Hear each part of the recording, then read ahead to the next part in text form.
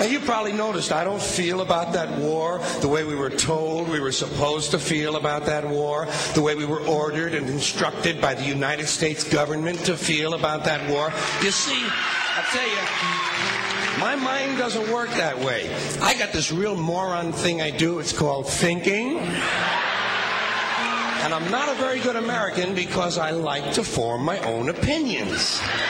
I don't just roll over when I'm told to. Sad to say, most Americans just roll over on command. Not me. I have certain rules I live by. My first rule, I don't believe anything the government tells me. Nothing. Zero. Nope.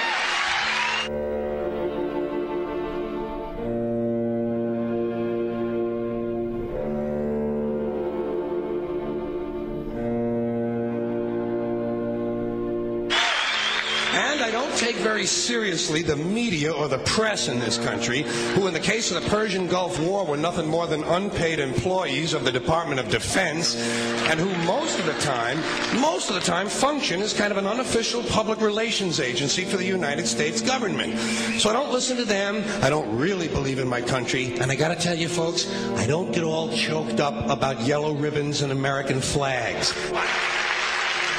Now, to balance the scale, I'd like to talk about some things that bring us together. Things that point out our similarities instead of our differences. Because that's all you ever hear about in this country is our differences. That's all the media and the politicians are ever talking about, the things that separate us, things that make us different from one another.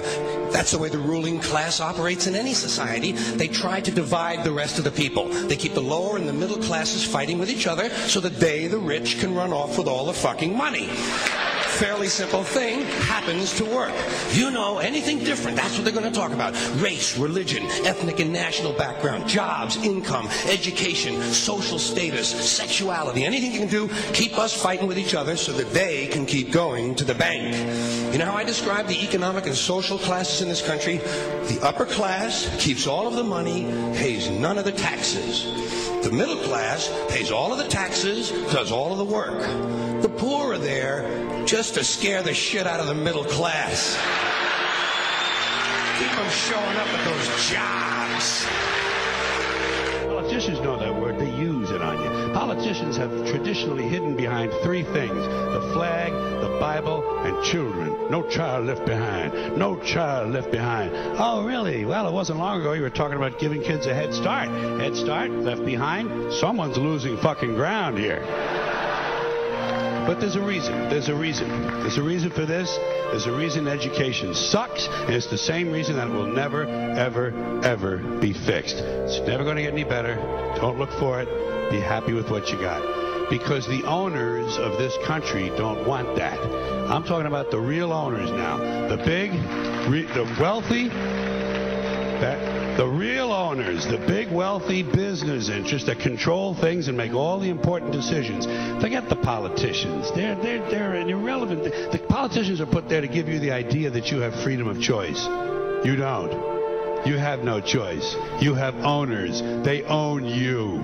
They own everything. They own all the important land. They own and control the corporations. They've long since bought and paid for the Senate, the Congress, the state houses, the city halls. They got the judges in their back pockets, and they own all the big media news, all the big media companies. So they control just about all of the news and information you get to hear. They got you by the balls.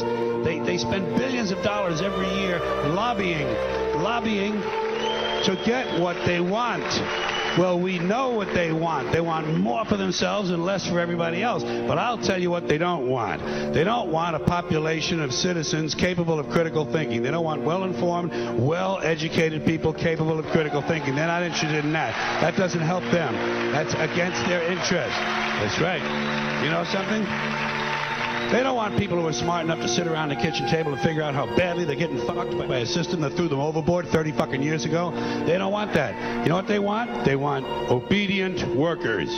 Obedient workers. People who are just smart enough to run the machines and do the paperwork, and just dumb enough to passively accept all these increasingly shittier jobs with the lower pay, the longer hours, the reduced benefits, the end of overtime, and the vanishing pension that disappears the minute you go to collect it. And now they're coming for your Social Security money. They want your fucking retirement money. They want it back so they can give it to their criminal friends on Wall Street. And you know something? They'll get it. They'll get it all from you sooner or later because they own this fucking place. It's a big club, and you ain't in it.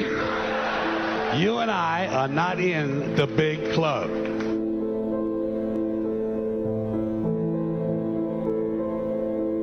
The greatest form of control is where you think you're free when you're being fundamentally manipulated and dictated to. One form of dictatorship is being in a prison cell and you can see the bars and touch them. The other one is sitting in a prison cell but you can't see the bar, you think you're free. What the human race is suffering from is mass hypnosis.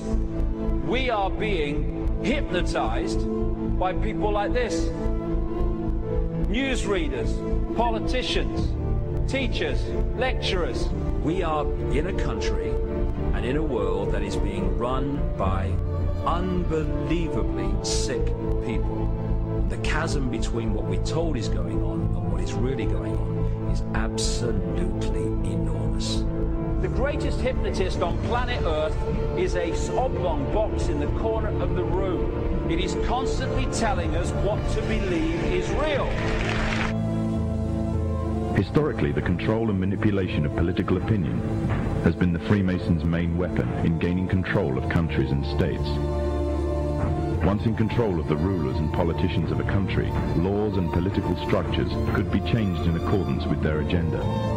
However, since restricting the body does not necessarily mean restricting the mind, the Freemason recognizes that their plan for a global government hinges completely on subduing the masses to their agenda, and thus eliminating opposition to their cause.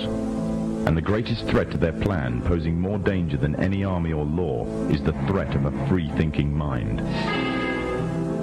In order to eliminate this threat and to achieve their objective, the Masons have set about the boldest plan ever devised: the complete control of every aspect of human life, your life. And the weapons they are using against you are in your very homes, entertaining you and your children, and gradually indoctrinating you without you even realizing.